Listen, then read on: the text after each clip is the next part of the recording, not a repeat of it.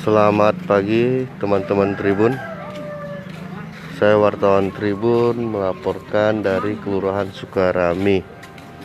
Seperti yang kita lihat bahwa sudah banyak warga yang mengantri untuk mendapatkan minyak goreng di Kelurahan Sukarami. Nah, seperti kita lihat warga mengantri dengan tertib, tetapi minyak gorengnya memang belum datang, Tribuners.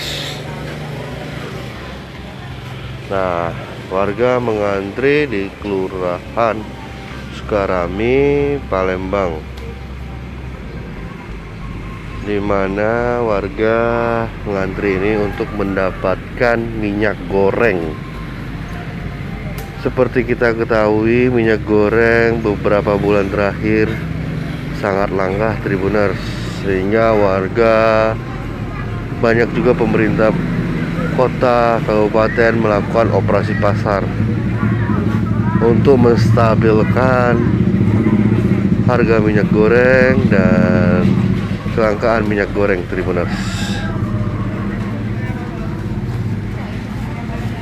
Operasi pasar murah ini diadakan di Kelurahan Sukarami, Palembang.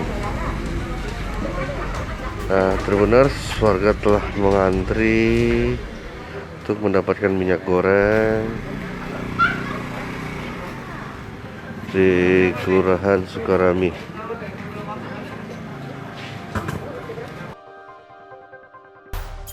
Jangan lupa subscribe, share, komen, dan like ya.